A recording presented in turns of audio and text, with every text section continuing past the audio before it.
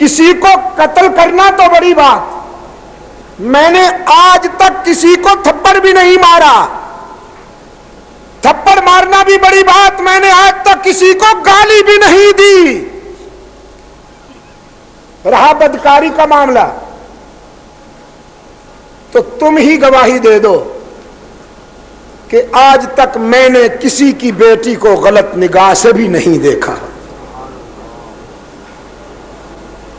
فطرت پکار پکار کر کہہ رہی تھی عثمان سچ کہہ رہا ہے۔ اگر عثمان کا کردار مشکوک ہوتا تو اللہ اپنے رسول کی 2 بیٹیاں یکے بعد دیگرے کبھی عثمان کے نکاح میں نہ آنے دیتا۔ عثمان کے ذوق حیا کا ایک نقشہ سیدہ عائشہ کی روایت میں مجھے یاد آیا ہے رضی اللہ تعالی عنہا۔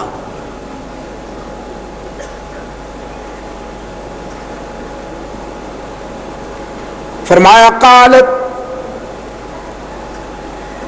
عن عائشة قالت كان رسول الله صلى الله عليه وسلم مستجئا في بيته کاشفا عن ساقیہ۔ سیدہ عائشہ فرماتی ہیں رحمت عالم صلی اللہ علیہ وسلم گھر میں آرام فرما رہے تھے، استراحت فرما رہے تھے، لیٹے ہوئے تھے، اور آپ کی پنڈلیوں سے چادر ذرا ہٹی ہوئی تھی، کاشفا۔ فاستأذن ابو بکر، حضرت ابو بکر آئے اور انہوں نے اندر آنے کی اجازت چاہی۔ فأذن له، رحمت عالم صلی اللہ علیہ وسلم نے اجازت دی، آنے دو۔ ثم استأذن عمر، پھر فاروق اعظم آئے، انہوں نے اجازت چاہی، رحمت عالم صلی اللہ علیہ وسلم نے فرمایا آنے دو۔ فأذن له۔ ثم استأذن عثمان بن عفان، پھر عثمان آئے، انہوں نے اجازت چاہی۔ فجلس رسول اللہ، رحمت عالم نے فرمایا عثمان سے کہو ٹھہر جائے، خود اٹھ بیٹھے۔ وسوى ثيابه، اور اپنی پنڈلی سے ہٹی ہوئی چادر کو آپ نے درست فرمایا۔ ثم اذن لعثمان، پھر عثمان کو اجازت ملی۔ فاذا خرج عثمان بن عفان قالت عائشہ یا رسول اللہ دخل ابو بکر وعمر فلم تحتش ولم تبالی، وَإِذَا دَخَلَ عثمان بن عفان جلست وسويت ثيابك فلم يا رسول اللہ۔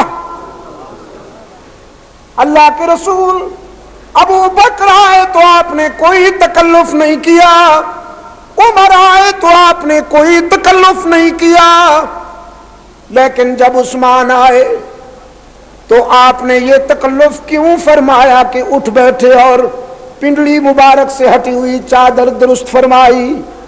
فقال رسول اللہ صلی اللہ علیہ وسلم، رحمت عالم نے فرمایا عائشہ الا استحی من رجل تستحی منہ الملائکہ، میں اس شخص سے کیوں نہ حیا کروں جس سے اللہ کے فرشتے عرش پر بھی حیا کرتے ہیں۔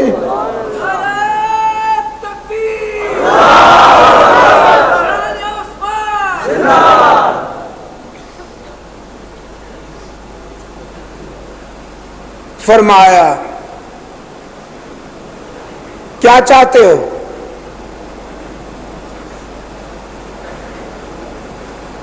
اجمی منافقین نے کہا خلافت ہمارے حوالے کر دیجئے، آپ کی جان بچ جائے گی۔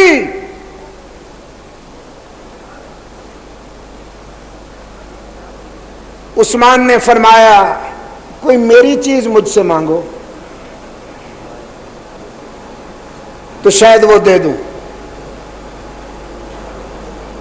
تم نے جو ڈیمانڈ کی ہے، جو کچھ تم نے مانگا ہے وہ میرا نہیں، وہ میرے قائد کی امانت ہے میرے پاس. خلافت میری چیز نہیں ہے کہ میں تمہیں دے دوں. یہ محمد عربی کی امانت ہے.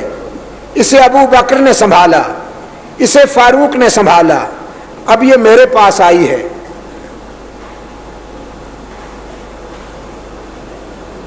جان دے دوں گا, رسول کی امانت نہیں دوں گا. جان چلی جائے لیکن اللہ کے رسول کی امانت کو منافقین کے حوالے نہیں ہونے دوں گا. عزیز نوجوانوں,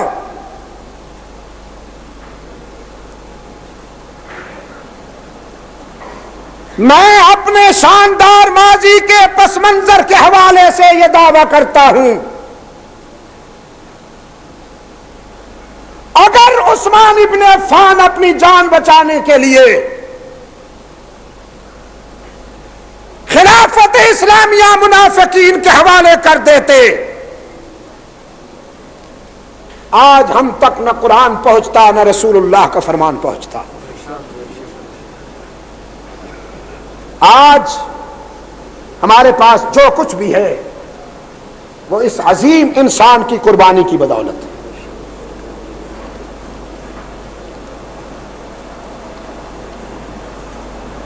حضرت علی رضی اللہ تعالیٰ عنہ عثمان ابن عفان رضی اللہ تعالیٰ عنہ کے بعد مسند خلافت پہ آئے. کچھ مہینے 4 سال تک حضرت علی رضی اللہ تعالیٰ عنہ رہے. منافقین کی تحریک انتشار جاری رہی,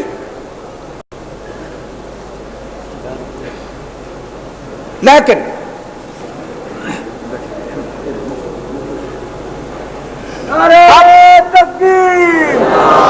ایک خاص پہلو ہے جس پر آپ کو توجہ کرنی ہوگی.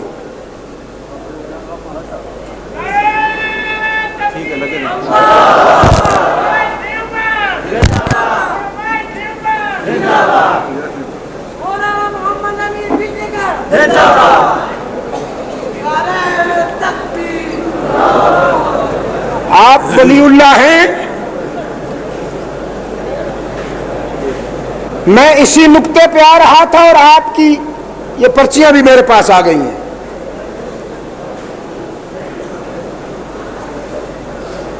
میں یہاں کا مفتی نہیں ہوں,